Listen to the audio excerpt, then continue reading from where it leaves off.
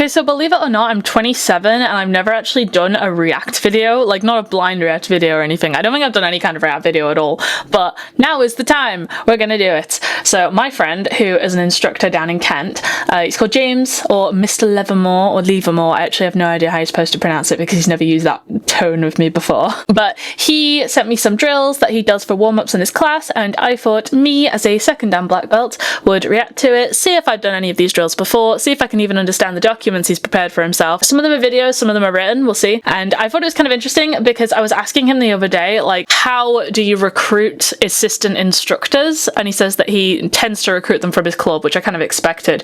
But I was just asking because my club's a bit too small to be hiring any staff outside of my instructor. Like, I'm basically the second because I'm the second highest belt in attendance, but I'm not paid for anything. It's just the class that I attend, and then sometimes I'm the demo person. I like the idea of picking up maybe some disco shifts at clubs that I don't really attend for my own training or something, just to hold pads, be someone who runs a warm-up every now and again. I'm not qualified as a PT, and I don't have an official instructor training thing, so I probably have to go on a course for that, but they run courses for those like most weeks across the UK, so I'm sure whoever it is would like send me on a course to get the little qualification. But I have my DBS and stuff, but just so I can do some out away from my desk work, and just so I can get in the vibe of more dojangs around the area, because most people I know are not based around here at all, and I feel like it would be fun. But I was curious about it, so he sent me some files. This is not why I did it, it just happened to coincide. Okay, so here are all the files he sent me. I'm going to start off with this video, and then I think the rest of them are PDFs, they'll be written. Welcome to this instruction. Chelsea and I are going to share with you 10 of our favourite drills that we use with our kids program. These are things that we do regularly. This is not James. I don't know who this is. Although he looks weirdly familiar, but the martial arts community in the UK is kind of incestuous, so I wouldn't be surprised if I'd seen him around. Classes to create a little bit of variety, to warm the kids up, to expose them, or to reinforce things they've done before. They're all super simple, and once you understand the kind of structure of the drills, you can start creating your own and have tons of fun with them as well. How long is this? This is a 23-minute long video. I didn't think this was going to be this long, but sure, why not? Okay, group of 3 judo trips. So this is a video made by some judo people. They are wearing like the thicker do box or gis or whatever you want to call them. So I kind of didn't think it was Taekwondo, but we'll see what they say. Okay, so the first series of drills that we're going to do are looking at groups of 3. Wiggling his hips. Great way to break up your class, gets the kids interacting with different kids, and it gives them a good workout as well. These also can be done kind of like relay in lines as well if you have a really, really busy class. Now, obviously, there's not 3 of us, so we're going to have to pretend that there's 3 of us, and we'll show you how to do that as we go. So the first one that we're going to do... Part of me is thinking that if he put this much planning into it, that he's got the drill set up, then he could have arranged to have had 3 people, but whatever. Is the judo trip, okay? Now, obviously, your kids need to know how to do this before you can do the drill, but it's really simple. It's one of the most effective takedowns for kids, and it's a great one. So, essentially, if you imagine, it's a bit like piggy in the middle. Okay, we start here. Our basic judo grip that we always do is we start with judo grips, break our partner's posture, and we throw them down to the ground. You're kind of assuming that people know what piggy in the middle means, because I don't really know what piggy in the middle is supposed to be as a kid's game. People talked about it all the time, but I'm pretty sure it was just like throwing something over the person's head, but the thing was normally their bag or the thing they wanted to get back. So, you know, let's hope that none of these kids are in the class because they're getting bullied and it's trauma. Now at this point, Chelsea would roll off, and she has the option to go judo trip the person over there. And then that person, Chelsea's also that person I told her she was going to be doing everything twice. She comes up and judo trips me, boom, and then I run off, judo trip that person, you just keep bouncing back and forward. The other way you could do it is if you had a line as well. So let's see. I've wanted to do a judo taster because grappling and like floor work and grips, I don't know how much floor work judo has, but they have grappling at least. Then that's a really weak spot for me, and I want to try and do it because Taekwondo is definitely a striking art and I prefer it. I'm a kicker. I get told off not using my hands as much, but I do use my hands. But I really struggle with grapples and throws. So I want to try some judo, but I don't really think there's a judo club around here, even though there's an everything around here because it's Manchester City Centre. I have literally looked for judo clubs and I can't find any. You've got like a line of 5, 6 kids. Okay, you'd have one at the end. So let's say Chelsea's at the start over there. Me. Okay, I'd be in my line waiting. I'd run up. Okay, I would judo trip Chelsea. She would run back, and then the next kid would come up, judo trip me. I would fall on the ground, and then I'd run back. Next person would come. Okay. So it's a really simple way to get tons of repetitions for the kids, which is great, really, really fast. And they're going to get moving, they're going to practice their takedowns. Okay, so that's a nice one to start. We're assuming that the kids already know how to do a judo trip. I don't know how to do a judo trip. I could deduce it from the demonstration. And if you are doing it in a class, then you would do the demonstration before you actually ask them to do it. But what if it's someone's first class? You can't really do that one. I do find it funny how you can tell when people are going from their presenter video voice. This is my marketing brain now. This isn't even my martial artist brain. But you can tell when they're in the presenter voice and then they switch to their instructor voice. You would think it was exactly the same because you're describing the technique to the person in the camera and then you're describing the technique to the person who's in front of you. But I heard the change in inflection. Okay, another nice technique to do in this kind of line format is the drop C and ag. It's great fun for the kids because they get to throw each other around a lot, and again, it's a good takedown to work. Particularly when we started teaching this to the kids, they would instantly use it in class, and they would be so excited when they hit it on their training partners. So again, the way that we set it up, in case you don't, you have to obviously teach this to your kids, but we're going to standard judo grips. We open up our wings, arm comes underneath, I step across, I drop here, and then I just lift my hips. Throw Chelsea over the top, she runs back. He acknowledged that obviously you have to teach this to your kids, so this is literally just not for newbies. This is a class of people who know what they're doing. And then she would drop the Nagi. The next person, boom, they would run up, which is Chelsea. I'm yawning a lot. I'm not saying it's boring. I literally just can't help but yawn for some reason, and I feel like whenever I'm watching someone else talk, I just need to be going, okay, this is time for more oxygen now. This is your opportunity. Drop to her knees, and we just keep working back and forth. The same idea works with a line, so you can have a line of kids, one person at the end. We start on our dot, run up, do our drop C and Nagi. Next person comes in, you're good to go. You just keep repeating that process. So that's our drop C and Nagi. Pretty much the same as the Osodogari or the judo trip, as we like to call it, but it's a good warm-up, lots of fun for kids. The final one of these 3 drills is the double leg. Okay, double leg, super, super simple. Again, we can work it in the same fashion. We can kind of do some variations on this drill as well. So Chelsea's going to be in her wrestling stance. She's going to be ready to go. All I'm going to do is move those hands out of the way. I don't know what that wrestling stance is. Officially, like when we're sparring, your sparring stance isn't really any specific stance. It's kind of what's preferable to you. But most people who spar in Taekwondo end up in some variation of an L stance, which is supposed to be like feet are like 1 shoulder length apart, front to back, or like 1 length apart, whatever. I'm probably going to be describing this really poorly now, but the idea is that your feet are 1 shoulder width apart, but from like your inline of your front leg to the heel of 1 foot, so your whole foot's actually like a little bit beyond your shoulder width, and then you have like 1 length, and then the idea is you've got about a 70-20 weight split, with the majority of the weight being on your back leg, and it's called a L stance because your legs make the shape of an L. And obviously in either direction, whichever one's your foot forward. But the wrestling stance, I couldn't tell what stance that was. It was kind of a variation of a sitting stance, but your weight of your sitting stance would be a lot deeper. But when you're doing your sparring stance for Taekwondo, it's kind of like an L stance, but then most people just are really loose with it, so it's debatable. You switch around, I get it, but I don't know what they mean by wrestling stance. Step in on the leg, step up, drive, and knock her down to the ground. There's not enough space, comes off. She could drive over there, same thing. She runs up to me, or the next person comes up, clears those arms, drives, knocks me down to the ground, and we run up from that point onwards. Another way that you can do it is by just doing a simple pickup. Okay, so we've got different parts of our double leg that we can use. So if I'm working with Chelsea, then it's really good if you have like 3 kids working together, because it gives them a really great workout. I'm here, I clear, I drop in, I lift, and then I run on to the next one, clear those hands, lift, and then I come over to the next one, clear those hands, lift. You do that for 20-30 seconds. He kept saying clear those hands, and I don't really know what kind of deflection he did there. He wasn't even really committing to it, so I couldn't really judge, but it seemed like he was kind of slapping down on both sides, so like, but if someone's doing that, I just feel like they're gonna headbutt you, or, because like if you're not doing like meh, like he looked really floppy with it, so I'm probably judging too harshly here. It's just a warm-up for a drill, whatever. But if you're drilling it for technique, normally with drills the idea is you're going for exhaustion, stamina building, speed building, strength building, or technique refining. And I feel like this one he's aiming for like fatigue and cardio sort of stuff, but the way he's describing it, it seems like it is a more technique-based drill, because otherwise it would just be run to one side, run to the other side. And he's being very sloppy, and I don't know what they're trying to do. But maybe it's a double downward deflection block. Maybe.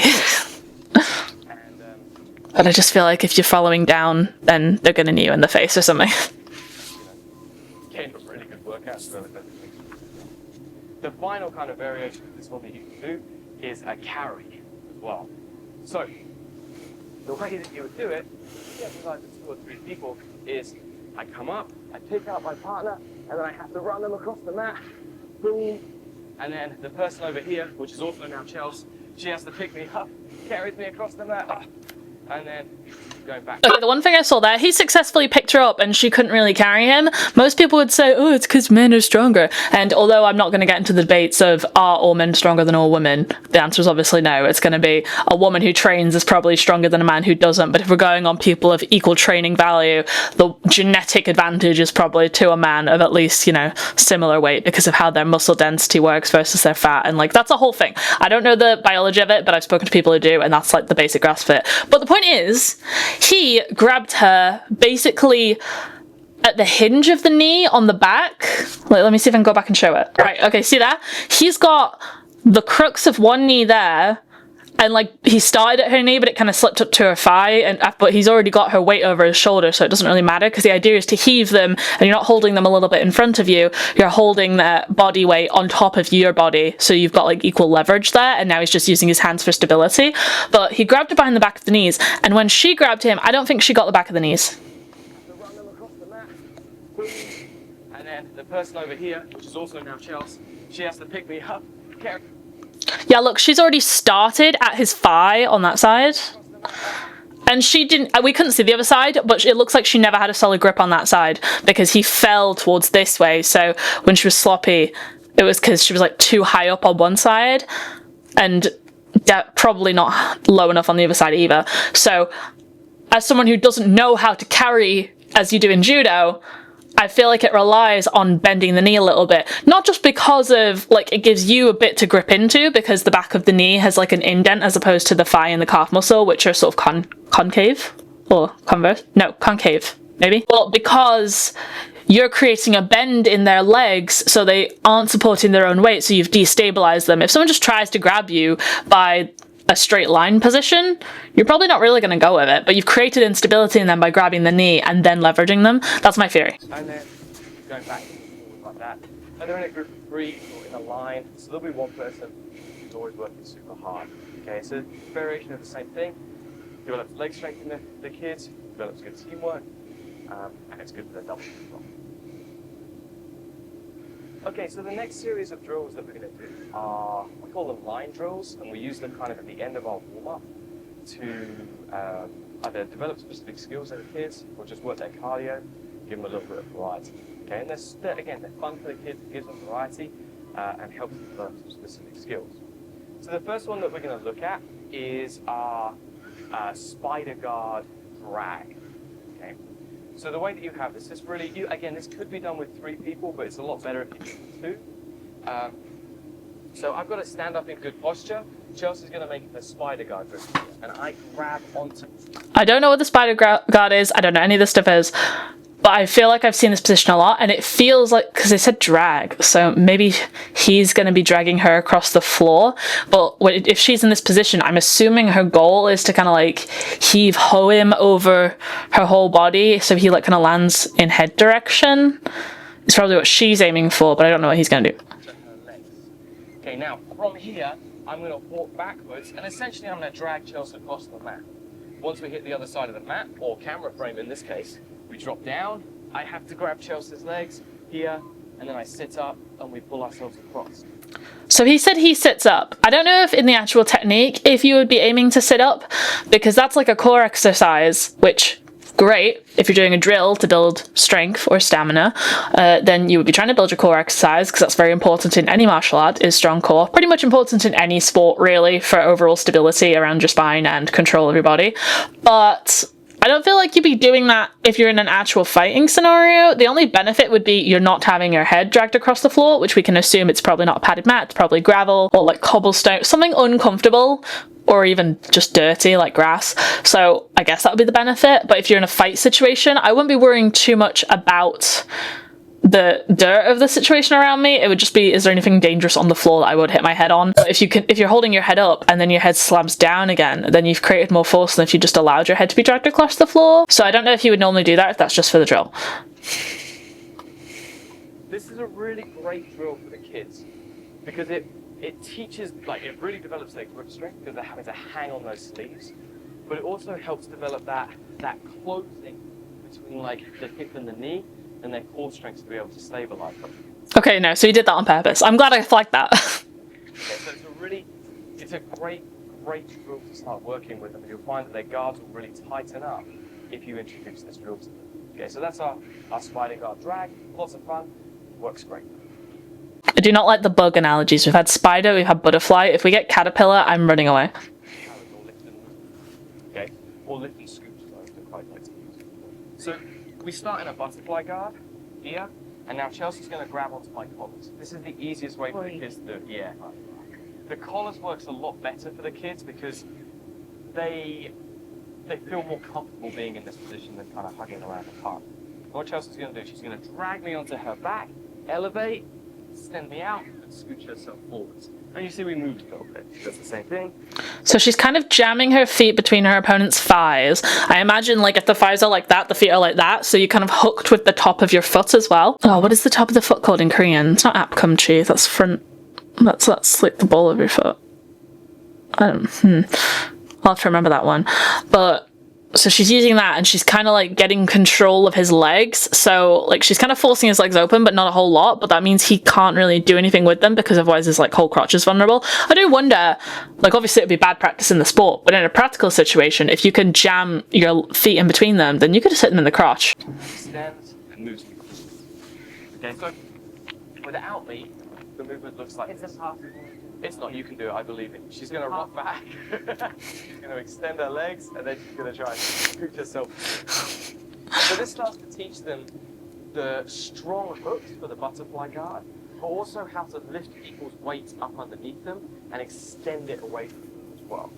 Okay, so again, some more fun. You can do like races with the kids if you want to do that, like how fast can you get across the mat. The other thing that it does for the person who's having this done to them, it teaches them to start transitioning their weight forwards and backwards and keep some structure. So when I'm here, I'm having to, she can pull.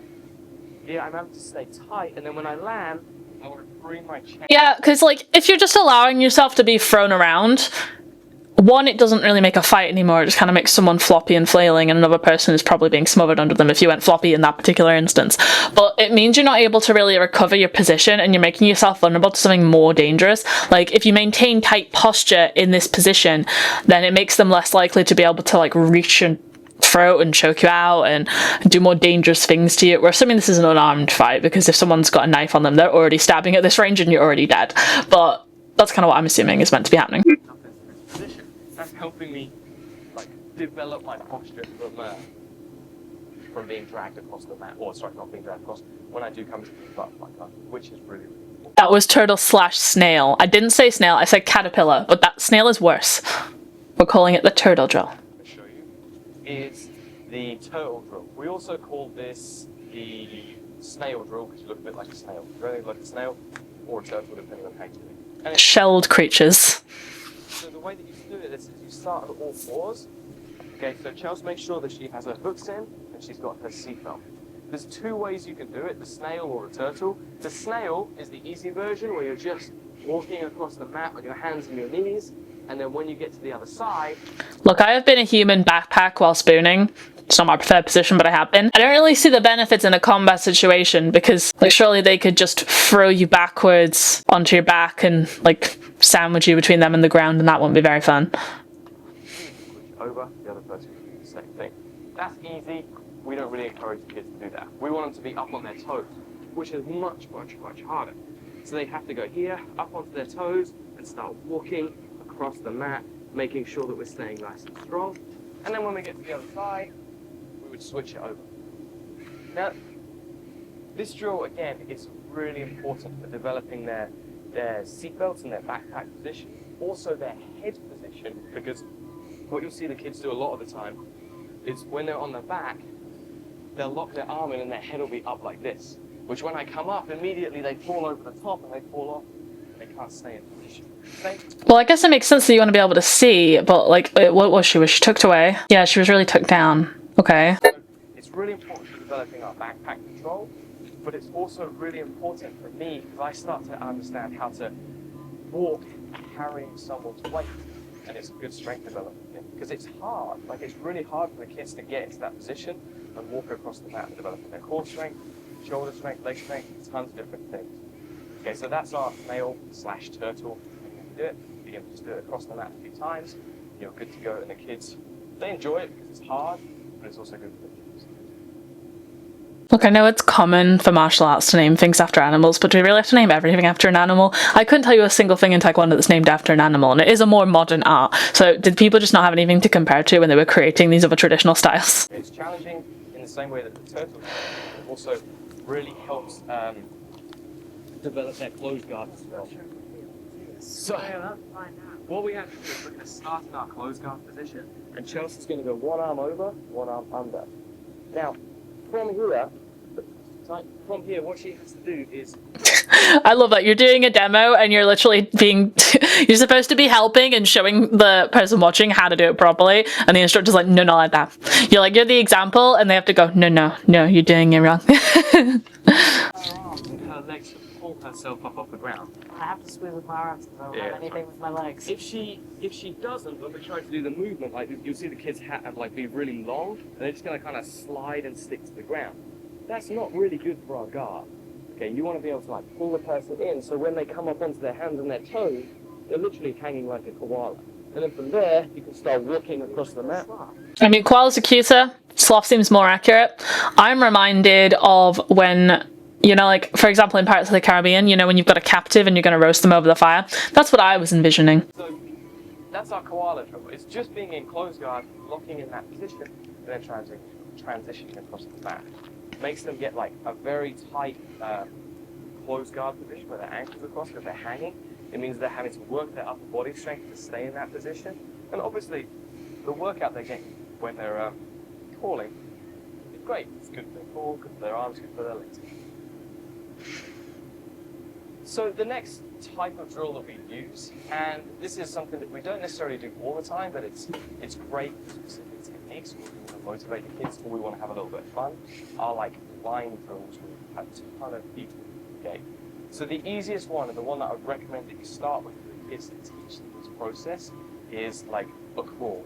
Again, it's going to look a bit weird because it's just Chelsea and I doing this, but if you imagine. Again, I say, why did you not get enough demo people for this? If it was just a one drill, I could get it, but you clearly needed more people. 5, 10 people in each team will make more sense. Okay.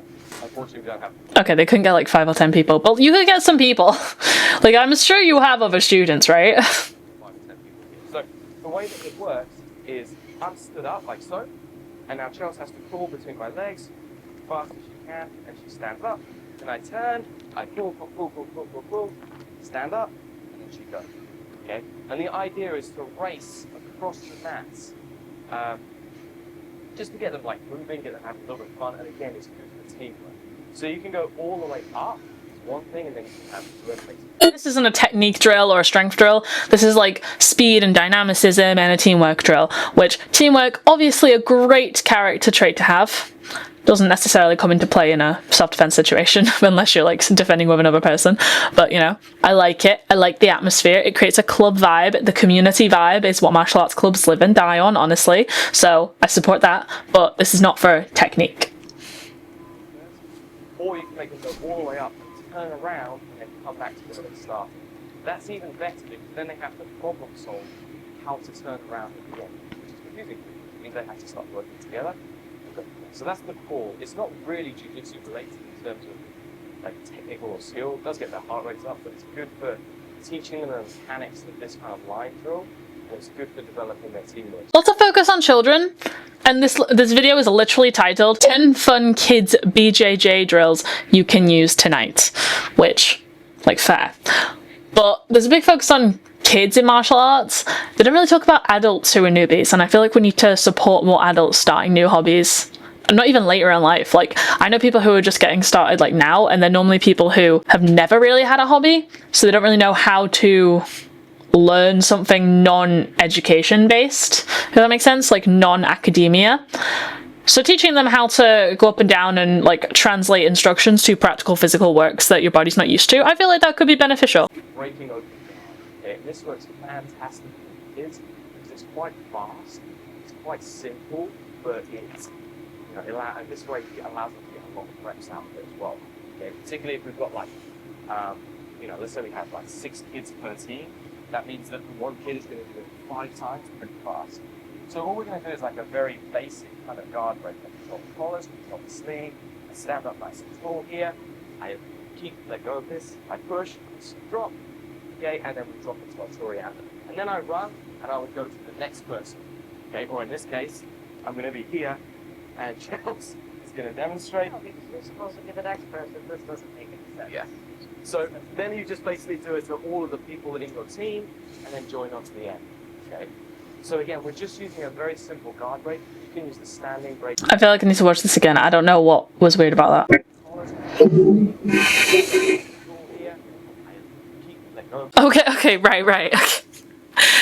Well, they've just demonstrated that. Okay, the guard break. They've just demonstrated what is often like the biggest critique that striking arts give to like floor work arts or like grappling arts that are like general floor work stuff. The answer is just stand up, right?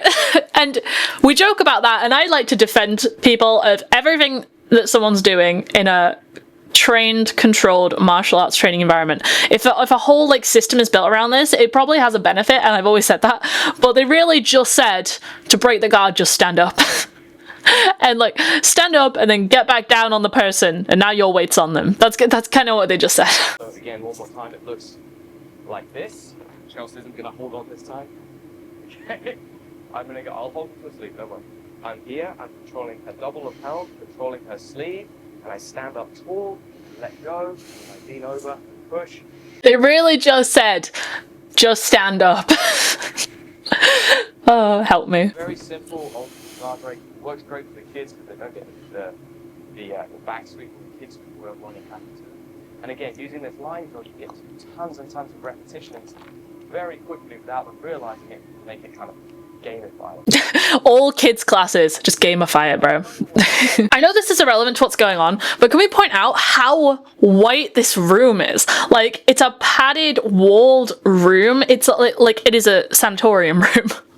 Like, the door box white, they're white people, it's bright in there, the walls are white, the floor is white. I feel like I'm being attacked by the brightness of the room. And is this so people, like, they'll do a class and then be like, oh, just stay for the next class and the next class, and they don't realize how late it's getting? Are you trying to make these people forget the concept of time? I couldn't train in this environment. Got hold of both of those knee pads, slam them to the floor, I run towards the side, I drop my shoulder, boom. And then I would come up, I would go to the next person, just happens to be Chelsea as well, slam, a drop, boom, next person. Run to them, oh, just again, it looks exactly like Chelsea. And then eventually I would go onto the line. Once I hit the end of the line, then it would be Chelsea's finish. Okay, exactly the same format. You have to go through everybody, then you join at the end of the line. Again, I blinked and I'm not sure what the technique was. Yeah, okay. We've got hold of both of those knee pads. So he's grabbing both of her pants legs. This is why they differentiate between gi and no gi BJJ. But like, what would you do in a no gi situation here? Slam them to the floor. I run towards the side. I drop my shoulder. Boom. And then I would come up. Okay, so you're straightening or taking down her legs so she can't kick you, and then you're shouldering her in the gut. Is she not just gonna like clamp her hands around your head and sort of like smother you? I guess that would be a good defense on that, but I don't know. Go to the next person, just happens to be Chelsea as well. I slam, a drop, boom, next person. I run to them, oh, just again, it looks exactly like Chelsea. And then eventually I would go onto the line. Once I hit the end of the line, then it would be Chelsea's going to drop. Okay, exactly the same format. You have to go through everybody, then you join at the end of the line, next person comes up, they go through everybody. So lots and lots of reps, lots of practice of the same technique, which is important. But, again, it will work in technique, work in cardio. And this one, we also have the added benefit of them having to stay in this kind of like shields ready position, where they're up, so that when Chelsea goes, boom, I can catch that shoulder and we're ready to go. Because the last thing you want to have happen is someone run up to you and they're like this. And they're like, no, we're trying to win the race. We're trying to win the race. And they're like, oh yeah. So it makes them focus on what's happening. Yeah, I guess that's good. Holding a crunch position is difficult. Definitely not an easy one. I've done it myself. It can be hard. Although weirdly, ab exercises are the ones that I feel like I could do for days. But actually, I did this with my instructor one time and he got us to do a sideways plank and everyone was like, can't do it. But for some reason, my sideways plank, which is like you leaning on one shoulder and like being like a straight triangle against the floor, and your feet or like your ankle is like your one point of contact, but it should be your feet, your foot solid really. But you got both feet stacked, so only one is touching the floor. My side plank is better than my actual plank and it's supposed to be more advanced, so make it make sense. Planning on doing this, but I realised that the first three that I showed are basically the same thing. So we're going to add in like a little extra section for you. And this is drilling for reps with kids. Okay, so it's a way of creating a competition within the kids, making them work a little bit harder. Okay, so building a competitive spirit is something I will always abide by. If you are not going to win, then you lose. There is no such thing as silver and bronze in my head. I have a bunch of them back there, but they're not winning, so I don't care about them. They're neutral. Placement is neutral, gold is winning. So there you go. Simple moves or moves that don't have a lot of transition. I'm going to use it demonstrating the Kimura because it's probably one of the easiest to see. Okay, so I go fist to the floor. Here, Chelsea's going to sit up over my shoulder. Okay, that would be one rep. She comes down, she goes to the other side. Grips. That's actually one of my favorite sit-up drills, is you keep your arms straight as you do a crunch position and your legs are straight and you like tap the outside of the opposite ankle. She's basically doing that with the dude in the way. So the way that you work this is you have the kids practice for, let's say, 30 seconds to a minute, so that they're trying to get a lot of reps out. Okay, so they're getting some practice out. They might not practice that hard, which is okay, because the next bit is where we really want to start getting. What we then do is we I don't know what they've done, but his mic is like breaking right now. Also, I'm well aware that people like to joke about, oh, it just looks like you're having sex, which like it fully does a bit. But that's just because their groins are up close to each other. It doesn't necessarily mean that anything inappropriate is happening. And I feel like since I've done martial arts since I was a kid, like literally primary school, I am way too comfortable with getting up close in people's business compared to most. Like even when I'm just weaving about doing my shopping on like a Saturday and I have to get through all the tourists to get to the Lidl that's across from Piccadilly Gardens, I can see that I am going to fit in that gap. So I aim for that gap and I sort of weave between that gap. But everyone else is freaking out like, whoa, like they're about to get slammed into. So like I feel like I'm hyper aware of like small amounts of space. Sometimes, although I can be so oblivious to my surroundings when I'm like not switched on. But I'm like really comfortable with people like getting up and close in my business, which is why I think a lot of stuff has happened to me where other people would have like had a meltdown and been traumatized because it's like, oh, they were really inappropriate with me. And I'm just there like, whatever. I don't really care. Okay, so we've switched drill to a triangle. Shoot drills because I can't sit up. Again, triangle first rather than the Kimura. Okay, and then we'll go to the other side. So what we then do is my job is to maintain my posture and count the Chelsea. So she tries to do as many triangles. 1, 2, and we encourage the kids to only count the good triangles. Okay, not the ones that are like that. No half reps. We don't tolerate that. That's no good. They have to lift their hips up and actually make the ankles. And in 30 seconds, which is normally what we do, they might get 20 reps out or 15 reps. Perfect. We see who's got the most amount of reps. Like we have them standing up or keeping their hand up or something like that. And then I always tell the kids, remember how much. This is the first drill I feel like I would have fun doing because I've done speed kicking. I have one speed kicking medal, which is an event that they don't normally run at competitions, and if they do, they almost never let adults do it. I think it was literally like the one time I think it's one time that I have been at a competition where they allowed adults to do speed kicking. I think it was an ITC event, maybe the Southern ones. I'm not sure. But I got that championship medal. So we did speed kicking and I got the most reps, and I feel like that'd be really fun. That's like an equivalent, but for grappling. And they do the same thing, 15, 20, whatever, whoever gets the most, we give them a clap. And then we do it one more time. And this is kind of the key bit. On that second round, we encourage the kids to try and do one more rep than they did before. Okay, so it's not trying to be the best in the class, it's trying to be a little bit better than you were. But it is trying to be the best in the class though. And my instructor does this, but he'll do the first drill as the warm-up, and then he'll do the second drill at the end of class. And we have a 2-hour class, and the concept is meant to be, oh, you've worked your body, you're more in tune with it, you've activated all your muscle fibers, and now you're ready to do better, but you're shattered. So I think the time he did this, I got like same on one foot, because we did it for speed kick. I think he did same on one foot, and then I got like one more rep on the other foot. And my clubmate Jen, she just got like half of each because she was done that day. It's not necessarily a flawless system. Because that's the mentality that we're trying to encourage. Everybody's different on the mat. Big kids, little kids, some are athletic, some are not athletic, some are like baby giraffes all over the place. So by encouraging them to do them, like, to compare themselves to themselves, it's a great way to start developing their confidence. It's not really about everybody else. It's just about their development. So we would do the same thing again. I'd put Chelsea in. Okay. And then you'd be doing her reps, trying to get that one more rep. Okay, and when we're finished... I'm like actually in pain right now. I don't know what I've done. I've got like a searing shooting pain down my inner thigh from my crotch. Oh my god. And it's not going away whether I reposition or not, so that's fun. Hands up, did one more rep than you did last time. Almost every single time, they'll put their hand up and they've achieved it, and they've got to that next step. Yeah. See, that's the point. That's what's supposed to happen. But if you're just fatigued, it ain't gonna happen. Okay, another bonus type. This one is a knockout competition. Okay, and again, it's very similar to our previous part kind of setting a challenge and trying to work for a goal. This one's a little bit more kind of competition based. So you would have all the kids practice the technique. Let's say they were going to do like a scissor sweep or something like that. Boom.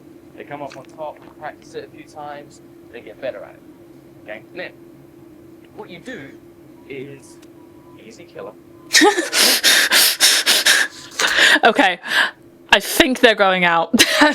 I don't say that about every like man-woman couple that trains together, but I was like, okay, maybe she's helping because she's like an assistant instructor or something, or maybe they're really close, they've trained for ages, like maybe they're the same belt, maybe they graded up.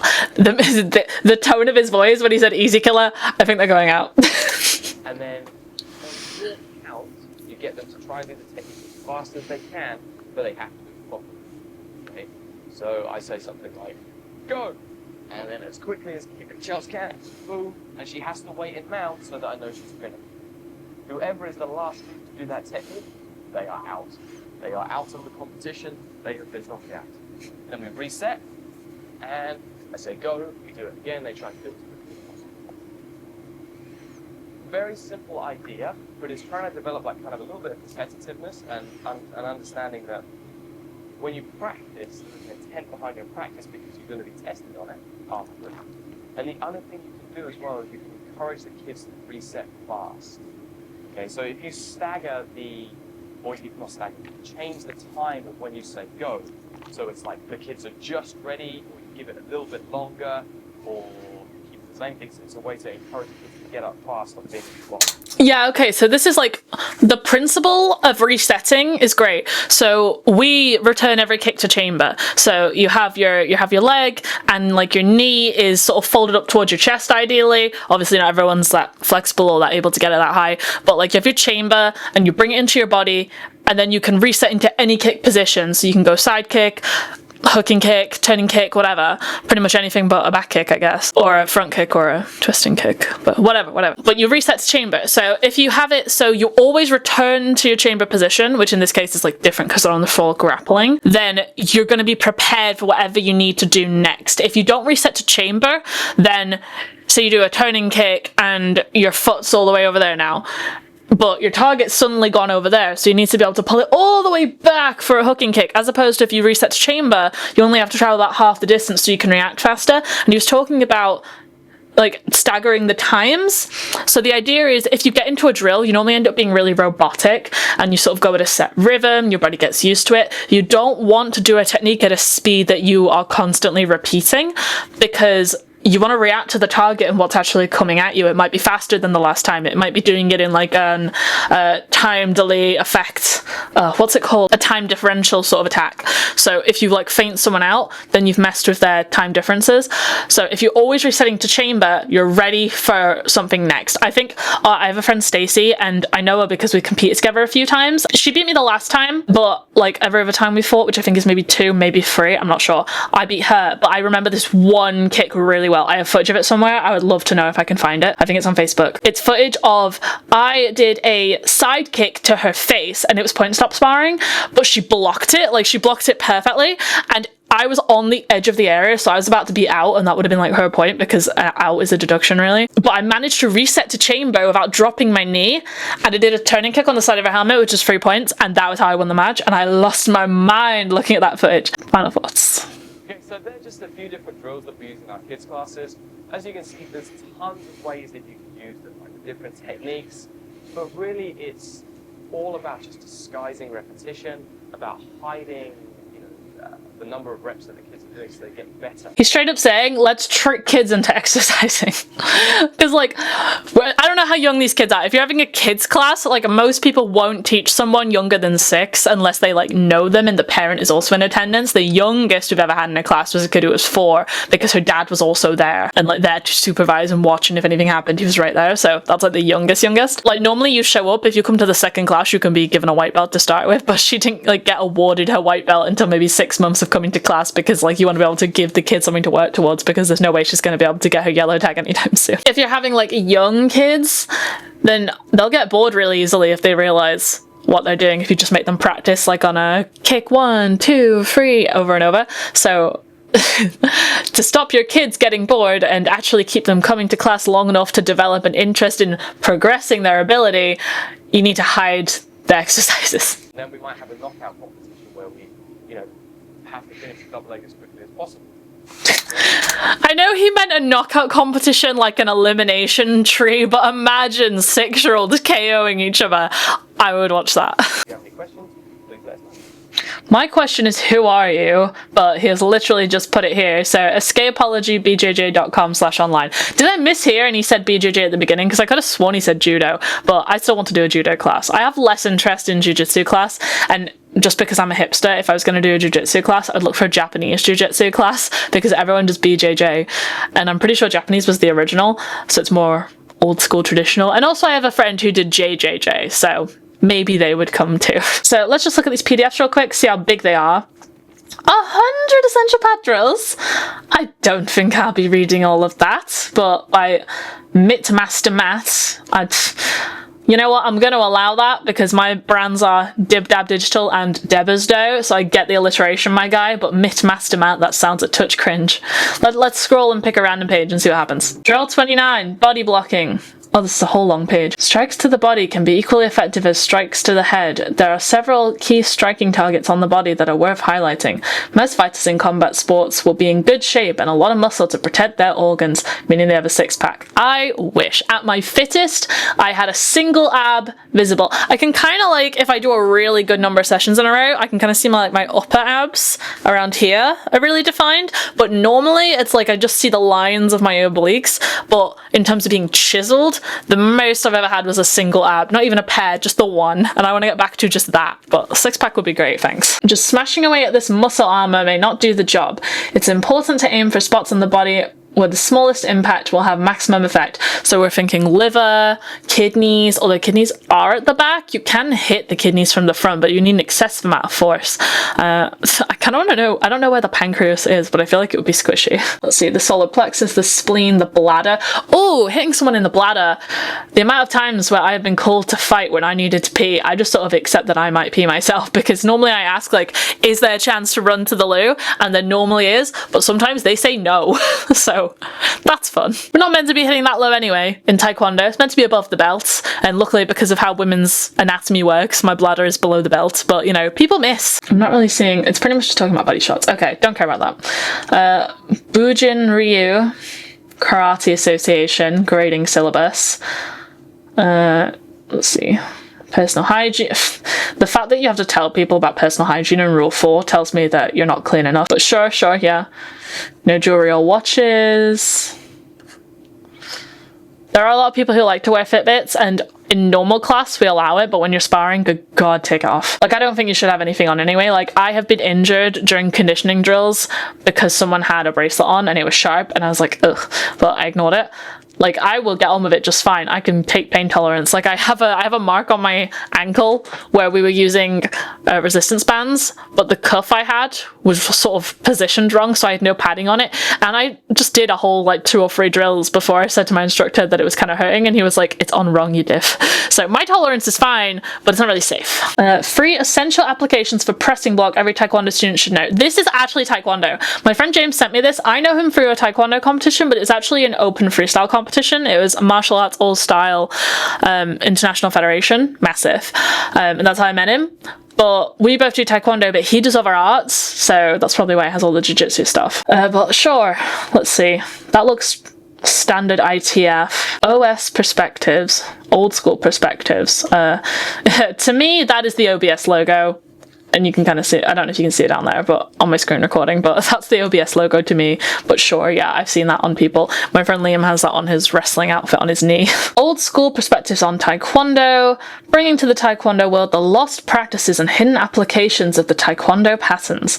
It is my mission to help Taekwondo lovers rediscover the old school methods.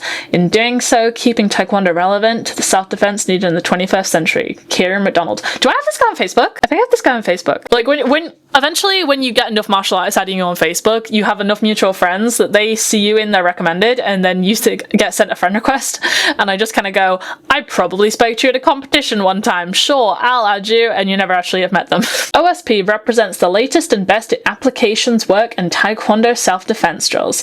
By cross-training in many arts, including old school karate, the author Kieran McDonald, MED, doctor, is that the doctor? Yeah, maybe. Uses his knowledge and reference... No, because it would say... I don't know what that stands for. Uses his knowledge and research to craft a variety of Taekwondo educational products, including critically acclaimed books, ebooks, DVDs, online courses, YouTube tutorials, unique clothing. Not sure if that's relevant. Get the free video tutorial here to see all the techniques of the ebook come to life. That feels like a lead magnet to get on an email list. Is it?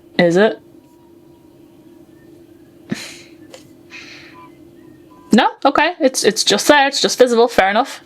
I should be putting that on an email list, my guy. Yeah, I swear I have this guy on Facebook. I've seen that face. Okay, there's all of his links. Is this a full book? This is what is this? This is 13 pages. Okay, I'm not going to be able to do a full 13 pages, but I'm curious about this bit. Why is old school karate relevant to Taekwondo? Also, can we define old school karate? I'm pretty sure there's like 3 or 4 styles of karate, like Shotokan and something else, I don't know. Old school karate is very different to modern karate. The kata and their templates are from old school karate, but the applications are from modern karate. Taekwondo is derived mainly from modern karate. I don't know, I've heard that Taekwondo is largely foundationally built from Taekyon, Subak, and one more that I can't remember the name of right now. Tang Sudo or Jeet Kune Do as well, maybe. But I've never heard it derived from karate. But I don't know what General Choi did in his free time. Though much of the flamboyant kicking did indeed come from Taekyon, the vast majority of the art, including the patterns applications, was derived from modern karate. A quick look at the 2 arts will tell you how comparatively similar they are. Side note that there's only so many ways the body can move. Most martial arts have a version of a front kick, side kick, and turning kick if they involve kicking at all, so okay. Modern karate was very prominent in pre-World War II Korea and was used by the occupying Japanese as a method of disseminating their culture to the occupied Koreans. Most of the originators and contributors to Taekwondo had studied modern karate too. Indeed, General Choi himself was a second degree in the most popular form of modern karate, Shotokan. Fair play, guessed it. However, modern karate is not the same as old school karate. Modern karate is a dynamic art which focuses on long-range fighting. There's a typo there. Long-range fighting through blocks, kicks, and punches. It has an exciting sport aspect to it, with the ultimate goal of being scoring one decisive blow, ippon. However, much of the modern understanding of the applications of the kata is based on the flawed understanding that violent attacks happen at such distances. Okay. In contrast, old school karate is based predominantly on the strategies of the type of Chinese kung fu taught in Okinawa, predominantly southern Chinese styles such as monk fist and white crane. I haven't heard of any of this, but I have been told by someone who does a form of kung fu that kung fu is just a blanket term. Like how Americans call all martial arts karate, kung fu is just a blanket term for any Chinese art. So they've listed a couple there, but more popular ones can be like Qigong and Wushu as well. Wushu is a popular one. These styles emphasize the need to deal with violence at all ranges. Thus, escapes from grabs, rudimentary grappling, controlling techniques, throwing, strangulation, and pressure points were emphasized. However, as modern karate had for historical reasons become a distant art that focused primarily on blocks, kicks, and punches, it not only lost most of the richness of the system, but further retrofitted applications to the many Chinese-influenced kata. These interpretations were invariably blocks, kicks, or punches. I'm pretty sure karate translates to the way of the empty hand, and Taekwondo quite literally translates to the way of the hand and foot, or like foot, fist, way/art, which I always find it really funny when people go a bit religious culty with it and they start greeting each other with Taekwondo, because you're just saying hand foot. It's like the people who shout ki up instead of doing a shout, because it's literally the Korean word for shout. By accepting that the templates are older than both modern karate and Taekwondo, and that the fighting strategies of their originators differentiated from ours, we can begin to explore the multitude of close quarters applications that they offer. It is for this reason that these articles will take applications from old school karate and show where they appear in the Chang Han tools. Chang Han being General Choi Han Hee's pen name. I practice Chang Han style Taekwondo, which I believe is slightly different from sine wave style Taekwondo, although maybe it like overlaps, although I'm pretty sure it is different to sine wave because sine wave has the ultimate I'll do another video on what that means. General Choi did implement sine wave, but it was later in his life, so a lot of people didn't really adopt that. People say that the true Bible of Taekwondo is the 8th Encyclopedia of Taekwondo, the 8th edition. Costs a lot of money to get one of those. I would hope that I just kind of inherit Mix when he dies, because I've not been able to find one of my own. If we look beyond the surface level and with an open mind, we will be able to see the true value lying beneath the dogma. If you're using words like dogma to describe any practice of martial art, I think you're taking it a little bit too seriously, bro. I love your enthusiasm, but I feel like you're just trying to get the thesaurus out for your book a bit here. Like, I haven't seen this guy practice or train or anything as far as I'm aware. I'm sure he's very competent. I just think he's taking himself a bit too seriously. But I find the historical context very fascinating. I actually really like learning about the history of martial arts. I'm a big geek. He's talking about how it applies to tools like Won-Yo and stuff. And Won-Yo is pretty unique in the low belt colours. But no, okay. I'm going to finish up there. So I hope you enjoyed my thoughts on that. Again, I am a second dan black belt in ITF style Taekwondo, but Chang Han ITF style, not Sinewave ITF or any of the like 8 different ITF organizations. I'm with the GBTF if you want to get real specific. But thank you for watching. Those are my thoughts on a lot of floor work drills and then some historical information. These were all sent to me by my friend, Mr. James Levermore. He's going to have to tell me on that one because I've never actually clarified it. But thank you for sending me those. He wanted to know my thoughts, and I'm going to try and get this uploaded literally tonight, so let's see how the edit goes. Just before you go, please subscribe. If you would like to see my training and competition schedule so you can maybe come train with me, then go into the description below and click on my Discord server. I update all my events there on my calendar. If something is in the distant future, it's probably that I want to go to it, not that I have officially made my way to it yet. If you would like to support my training in any way so I can go to all these competitions, then you can also see my store where you can donate an amount to contribute to my training fees. So thank you very much. Have a nice day. Goodbye.